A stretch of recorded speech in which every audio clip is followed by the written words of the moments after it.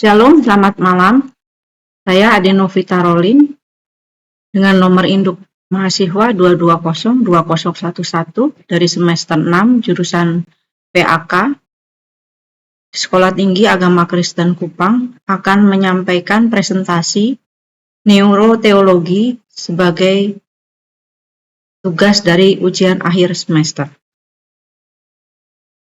Adapun materi yang akan dibahas adalah yang pertama otak dan iman, yang kedua pengaruh doa dalam otak manusia, yang ketiga otak dan hukum kehidupan, yang keempat otak dan penderitaan, yang kelima otak dan karakter, yang keenam otak dan kesucian, dan yang ketujuh adalah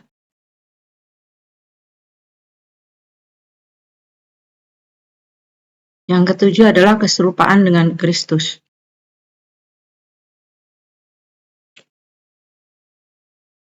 Otak dan iman. Otak manusia dan iman berinteraksi secara erat secara timbal balik. Otak berperan dalam proses kognitif seperti memahami, menganalisis, dan menyetujui suatu kebenaran, termasuk firman Tuhan. Tapi iman melampaui segala aktivitas intelektual manusia karena menyentuh keseluruhan kehidupan manusia, yaitu pikiran, perasaan, kehendak, dan jiwa. Iman tidak meniadakan akal atau anti-rasional, tapi supra-rasional.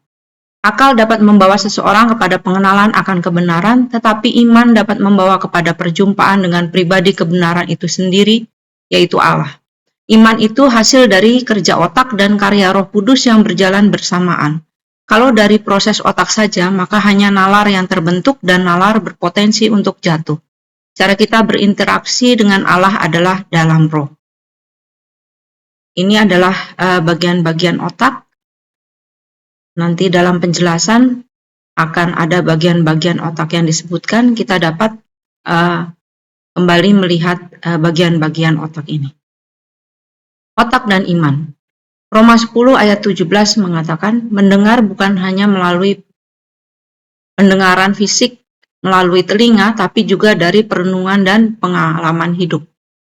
Pendengaran fisik. Pemrosesan stimulus auditori. Telinga dan syaraf auditori adalah gelombang suara firman yang dibacakan atau dikhotbahkan masuk ke telinga, diubah dengan sinyal listrik oleh koklea, lalu dikirim ke otak melalui syaraf auditori, brainstem dan talamus. Sinyal diproses di batang otak untuk deteksi dasar suara, lalu diarahkan ke talamus, pusat penyaringan informasi sensorik. Korteks auditori primer atau lobus temporal, di mana informasi suara diurai di area A1 untuk mengenal nada, ritme, dan kata-kata yang spesifik. Otak dan iman. Area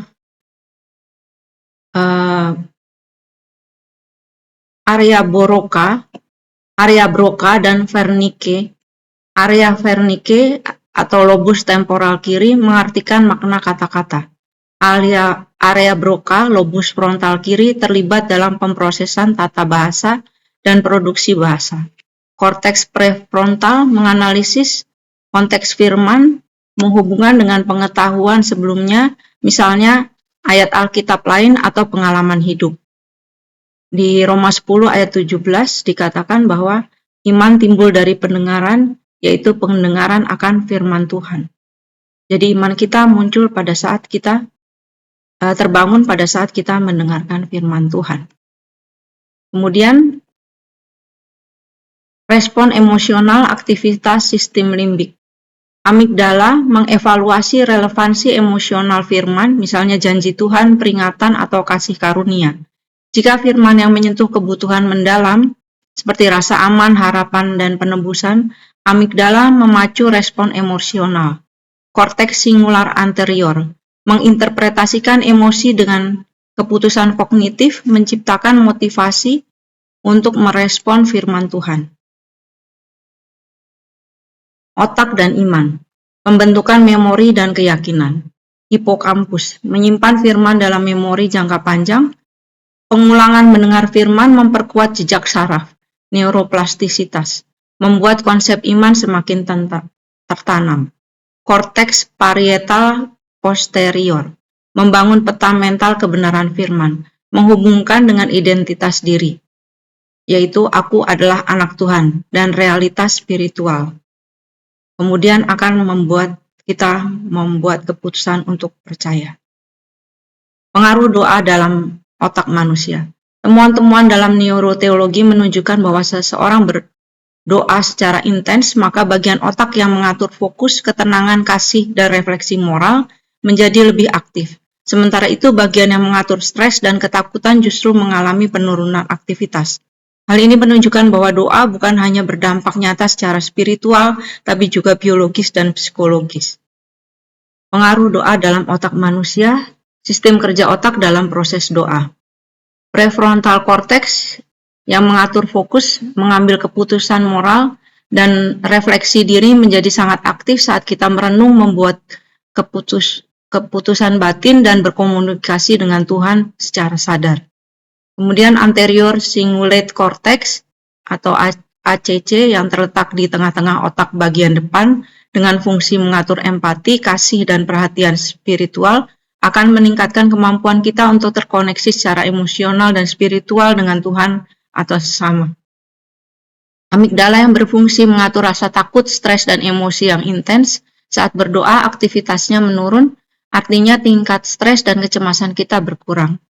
Talamus dan hipotalamus yang terletak di pusat otak dengan fungsi mengatur menyampaikan sinyal antara bagian otak dan mengatur hormon, saat berdoa membantu mengeluarkan hormon seperti dopamin, hormon rasa senang, dan oksitosin, hormon rasa kasih dan keterikatan.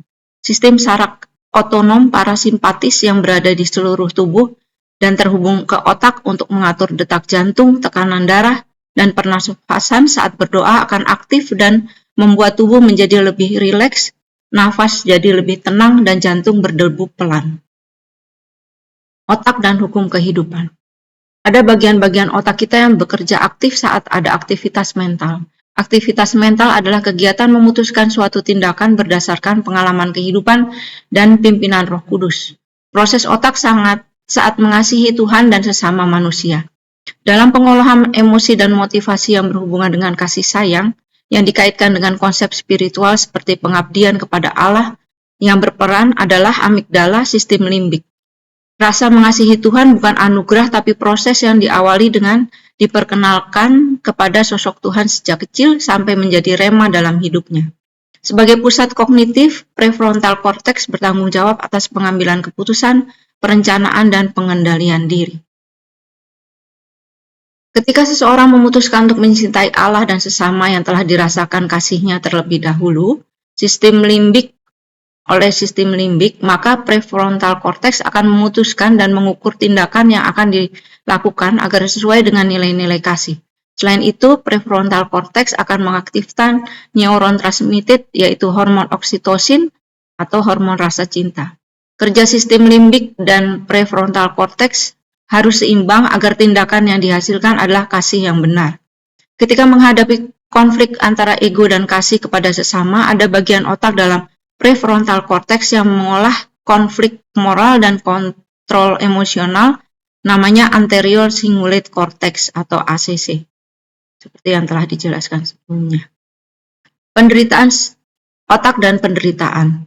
Penderitaan psikologis antara lain depresi, kecemasan, dan kesedihan meningkatkan aktivitas dalam otak manusia, khususnya bagian amigdala, prefrontal cortex, khususnya bagian dorsolateral, hipotalamus, dan sistem HPA, hipotalamus, pituitari, dan adrenal. Ketika menghadapi stimulus, maka amigdala akan menilai sebagai ancaman atau bukan. Jika ancaman, maka ada dua pilihan, fight or fly, hadapi atau hindari. Ketika stimulus dianggap sebagai ancaman, maka akan masuk ke sistem HPA yang akan menghasilkan hormon kortisol sehingga orang jadi stres. Prefrontal cortex akan memutuskan tindakan, hipotalamus akan menyimpan dalam memori, dan outputnya berupa perasaan sedih, cemas, stres, bahkan trauma. Otak dan karakter. Karakter adalah output, merupakan respon atas stimulus yang masuk. Input yang masuk ke dalam otak berupa paparan nilai dan pengalaman kemudian melalui proses emosi dan sosial maka dihasilkan output yaitu karakter. Dalam proses dari pengalaman yaitu yang masuk sebagai input menjadi karakter yaitu output bagi orang yang usianya lebih muda akan lebih mudah terbentuk sinapsis yang baru. Sinapsis ada koneksi antara neuron-neuron otak. Dibanding dengan usia lanjut karena ada penurunan aktivitas biologis. Karakter bisa diubah dengan menggantikan kebiasaan sehingga terbangun sinapsis yang baru. Stimulus yang masuk melalui mata, telinga, dan dirasakan, diterima, dan dipilih oleh syaraf sensorik. Kemudian masuk ke proses emosional dan sosial di sistem limbik, amigdala, dan hipokampus, merekam pengalaman emosional dan membentuk tingkat ingatan jangka panjang. Terakhir adalah proses evaluasi dan refleksi di dalam prefrontal cortex, khususnya di bagian ventromedial dan dorsolateral, di mana terdapat anterior cingulate cortex. Ada juga sistem aktivasi retikuler (RAS) berada di batang otak, fungsinya memfilter informasi yang masuk dengan standar nilai yang sudah ada. Selanjutnya masuk ke proses pembentukan pola. Bila konsisten berulang-ulang memutuskan merespon stimulus dengan benar, maka akan menjadi nilai yang terinternalisasi dengan karakter sebagai bentuk outputnya. Keputusan adalah aktivitas mental Roh Kudus saat menginsafkan ada dasar kebenarannya, yaitu firman Tuhan yang sudah pernah diterima. Otak dan kesucian. Manusia diciptakan serupa dengan gambar dan rupa Allah, maka standar kesucian manusia adalah Allah sendiri. Hidup kudus adalah perintah Allah, berarti hidup kudus adalah tanggung jawab manusia untuk mengusahakannya, seperti yang terdapat di Imamat 11 ayat 44. Godaan dosa sering mengaktifkan sistem limbik yang memicu kesenangan sesaat dilanjutkan pelepasan dopamin, hormon bahagia. Kebiasaan dosa akan memperkuat jalur dalam otak kepada kejatuhan, sedang pembaruan budi sama dengan pembaruan struktur otak yang baru, sinapsis yang baru atau selaras dengan kehendak Allah. Otak dan kesucian. Saat kita mengambil keputusan untuk taat pada firman Tuhan, maka bagian otak di prefrontal cortex yang bertanggung jawab untuk mengambil keputusan, mengendalikan diri dan pertimbangan moral akan diaktifkan. Sistem limbik terutama amigdala dan hipokampus mengatur emosi dan kenangan emosional. Godaan dosa sering mengaktifkan sistem limbik yang memicu kesenangan sesaat. Dilanjutkan pelepasan dopamin, hormon bahagia. Kebiasaan dosa akan memperkuat jalur dalam otak pada kejatuhan. Sedangkan pembaruan budi sama dengan pembaruan struktur otak yang baru, sinapsis baru, agar selaras dengan kehendak Allah. Otak dan keserupaan dengan Kristus. Kebiasaan hidup kudus yang merupakan keserupaan dengan Kristus dibentuk melalui disiplin rohani. Terdapat dalam 1 Korintus 9 ayat 27. Mekanisme kerja otak saat memasuki proses tersebut adalah repetisi kebiasaan berdoa, baca Alkitab, dan berbuat baik. Akan membuat jalur baru yang dinamakan dopaminergic. Dopaminergic membuat orang merasa ada yang kurang jika tidak melakukan kegiatan yang telah menjadi kebiasaan. Ada bagian otak bernama basal ganglia membentuk kegiatan yang dilakukan berulang-ulang menjadi kebiasaan otomatis. Transformasi identitas melalui sistem memori. Dasar neurologis hipokampus dan prefrontal cortex merekonstruksi memori dan identitas. Pengulangan kebenaran identitas sebagai anak Allah yang terus-menerus akan menulis ulang skema kognitif yang negatif. Roh Allah menghidupkan, tidak masalah bagaimana proses kita jadi manusia, apakah kita anak haram atau anak yang tidak diharapkan. Komunitas religius akan meningkatkan integrasi semantik dan emosional. Selain itu membentuk identitas moral. Neurocermin adalah kemampuan otak manusia untuk meniru tingkah laku orang lain walaupun hanya melalui membaca kisah orang tersebut. Caranya dengan mengimajinasikan peristiwa yang kita baca sehingga neurocermin menjadi aktif. Proses neoplastisitas terjadi saat kita membayangkan apa yang kita baca. Ketika kita membaca Alkitab dan mengimajinasikan Kristus, maka kita bisa berperilaku seperti Dia. Ruah kesimpulan. Ruah adalah unsur kehidupan sedangkan nesyamah itu sistem kesadaran yang terbentuk melalui proses belajar atau interaksi dengan lingkungan. Lingkungan pertama dari bayi adalah orang tua. Maka tanggung jawab orang tua untuk mengajar nilai-nilai kehidupan Kristus kepada anak-anak semenjak dini. Identitas orang percaya adalah gambar dan rupa Allah, dengan tujuan akhirnya adalah keserupaan dengan Kristus. Selama tidak ada perubahan pikiran, tidak akan ada pertobatan, maka tidak akan ada perubahan karakter.